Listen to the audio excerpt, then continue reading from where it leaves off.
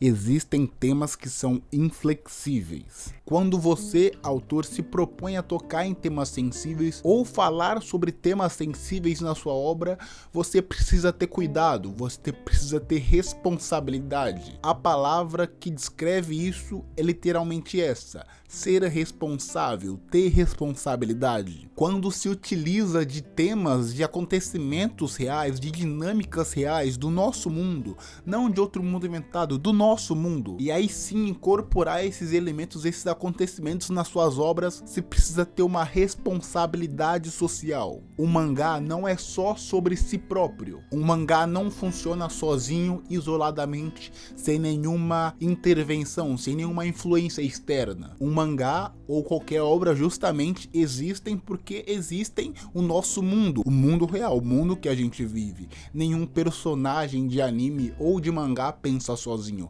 Existe uma pessoa que pensa e escreve o que ele pensa, o que ele sente. É importante a gente ter clareza dessas coisas, para nossos discursos não se perderem e argumentos vazios que simplesmente podem ser refutados dizendo: sair do quarto. A obra que vai ser apresentada hoje, nesse quesito importantíssimo, faz um bom trabalho. Não só o trabalho de não tirar o peso desses acontecimentos reais, dessas dinâmicas que são dinâmicas reais, mas também em aproveitar da mídia que está sendo exposta para se alientar, para jogar na sua cara que esses problemas existem sim. Hoje a gente vai conversar um pouquinho sobre Yomawari Sensei, uma obra que tem um peso, tem um porquê de existir, tem uma necessidade de existir. Nessa obra vemos um professor de ensino médio contando sobre 12 anos de sua vida, 12 anos que ele passou fazendo uma espécie de patrulha noturna, como se ele fosse um vigilante. Não vigilantes como nos quadrinhos americanos, que espancam um grupo de pessoas marginalizadas, mas sim um humano mais real, mais humano. Ele faz a sua patrulha à procura de pessoas fragilizadas, com os mais diversos problemas familiares, escolares, de automutilação, envolvendo drogas e diversos outros problemas que não assolam só, mas assolam em maior parte a juventude. O primeiro capítulo da obra faz muito bem a mensagem de passar o que o mangá quer e vai passar para quem tá lendo.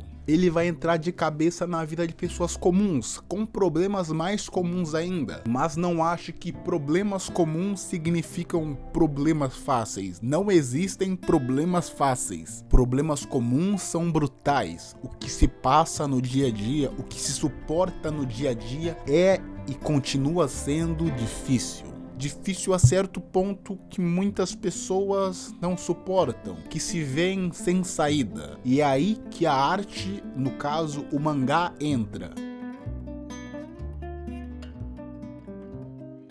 Nessa obra, o autor faz questão de jogar na sua cara sem nenhum tipo de filtro que tem algo de errado. A obra não utiliza só esses elementos para dar um ar de tensão, para ter um status de obra adulta. Ela joga, ela esfrega na sua cara que aquilo não é algo normal. Grande parte, na verdade, maior parte do mangá é mostrando as violências que os personagens sofrem. Espera um pouquinho, entende um ponto que eu vou falar. Você notou que eu disse personagens? Sim. Eu disse, de fato as pessoas desenhadas no mangá são personagens, mas o autor mostra aquela violência de forma tão incisiva, de forma tão explícita, que você entende que aquilo não é fantasia, que o personagem tem vivido não é daquele universo, e sim algo real, do nosso mundo que está sendo retratado, que está sendo espelhado naquela obra. A obra serve como um reforço para dizer que aquele tipo de violência é algo horrível, é algo brutal, é algo real com raízes bem reais e consequências mais reais ainda. Esse mérito não é só dessa obra, porque existem outras obras que de forma explícita jogam na sua cara situações mostrando o problema. Mas, em contraponto, existem diversas outras obras que utilizam de fatos problemas reais e sérios, dando uma roupagem para eles de um jeito que fique mais digerível, até o ponto que você esquece que aquilo que você está vendo não é algo que surgiu naquele universo da obra, e sim algo real que foi utilizado na obra. E que fique claro aqui que existem outras obras que utilizam essas pautas com menor foco e com uma suavização para instigar uma reflexão sobre elas. Mas existe uma diferença entre um anime que toca em temas sensíveis com cuidado, usando artifícios narrativos para que a atmosfera da obra não destoe demais do seu gênero, mas deixa esses temas no subtexto, ao contrário de outras obras que pegam acontecimentos, dinâmicas, fatos reais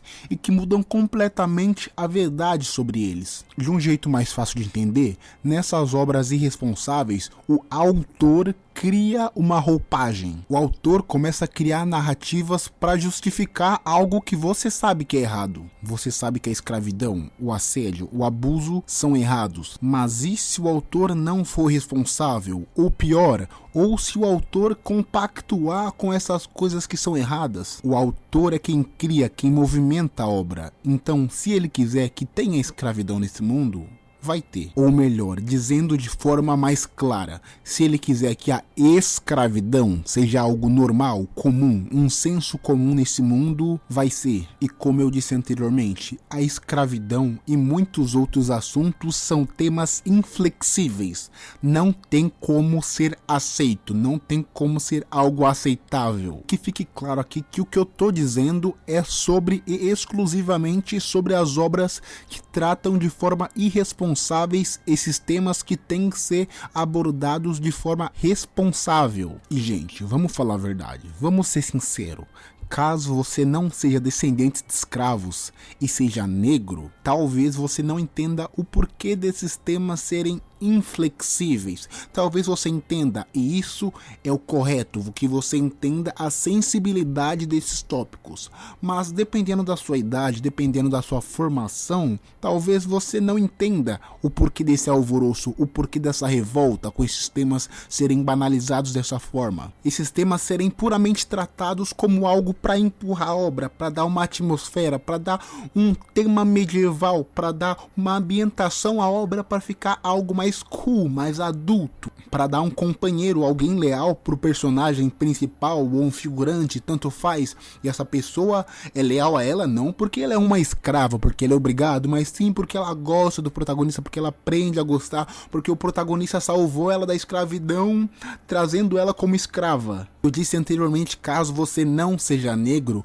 porque esse é um fator muito importante. Gente, obviamente, todo mundo sabe, todo mundo que teve um mínimo de estudo sabe sobre a história que praticamente todas as nações tiveram povos que foram escravos. Mas a escravidão, como a gente conhece, como o mundo inteiro conhece, ficou inerente, virou um sinônimo de cor da pele. Sim, ocorreu escravidão de outras etnias, etc. Mas você olha para alguém branco de olhos azuis ou alguém com traços asiáticos e diz: nossa, aquela pessoa é descendente de escravo. Ou nossa, remete na sua cabeça escravidão ou algo do tipo. Não sejamos hipócritas, gente. Não sejamos hipócritas. A gente tá tendo uma conversa aqui, até minha dicção falhou, porque eu tô falando na empolgação, mas não sejamos hipócritas. Você olha para alguém negro e isso é uma das coisas principais que vem à sua cabeça, geralmente. E eu disse que esse é um dos principais pensamentos que a gente tem quando vê uma pessoa negra. Eu, no caso, sou uma pessoa negra.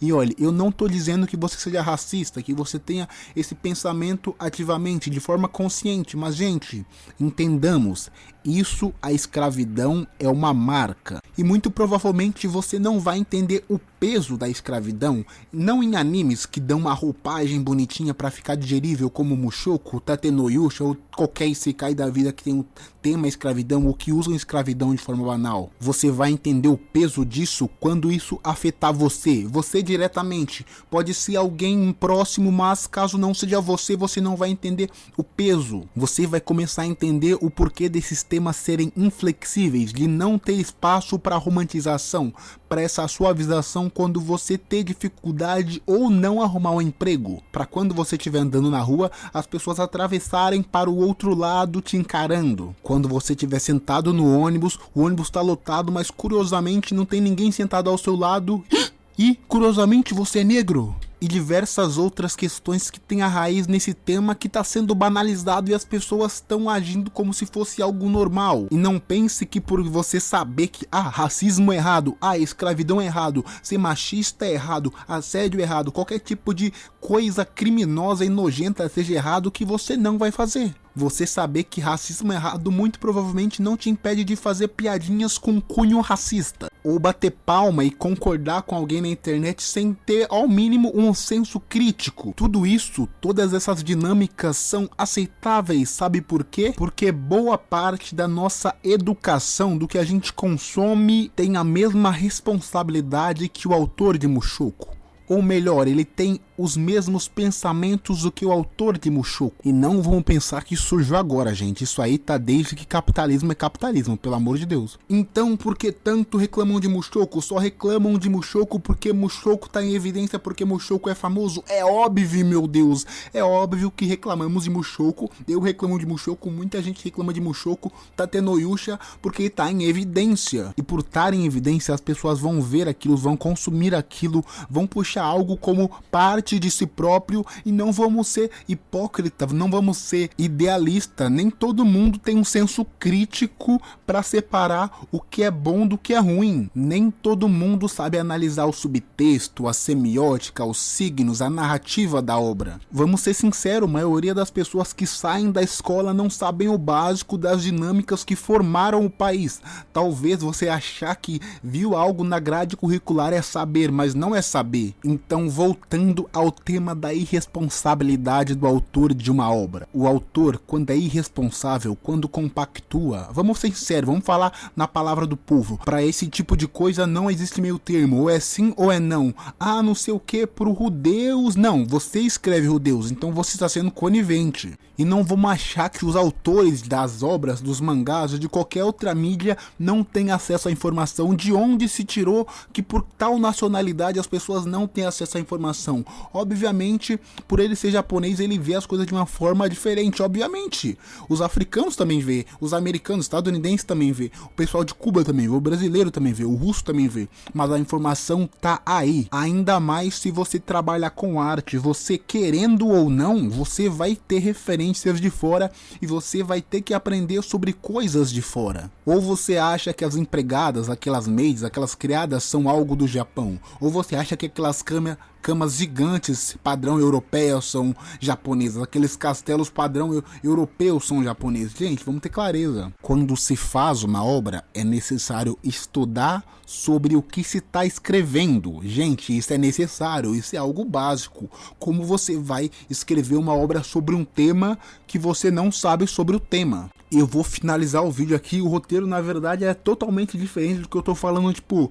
tinha tópicos em geral, mas eu vou terminar esse vídeo deixando essa mensagem aqui porque é necessário a gente entender isso. Caso você não entenda algo que eu disse, escreva no comentário, gente. Vamos refletir, vamos conversar, vamos entender o porquê das coisas. As coisas não são simplesmente mídia. A mídia afeta a vida real, você querendo ou não. Você dá uma choradinha, você ficar emocionado, isso está afetando a vida real. E essa irresponsabilidade dos autores de banalizarem temas também afetam a vida real. Desde piadinhas, desde banalizar, de tornar normal falar algo na internet que é um absurdo e até afetar a sua vida. Você não arrumar um emprego ou você acha que isso veio do nada. Isso é algo estrutural que está sendo panfletado pra gente por tudo quanto é canto até se tornar algo normal de ser dito, de ser banalizado. Gente, vamos ter clareza. É isso aí, eu estou estressado, gente, vamos ter noção das coisas, porque o mundo não é só nosso quarto, vamos conhecer outras coisas, outras culturas, outras pessoas, e é isso aí, muito obrigado pelo seu tempo, até um próximo vídeo, espero que você fique bem e tchau.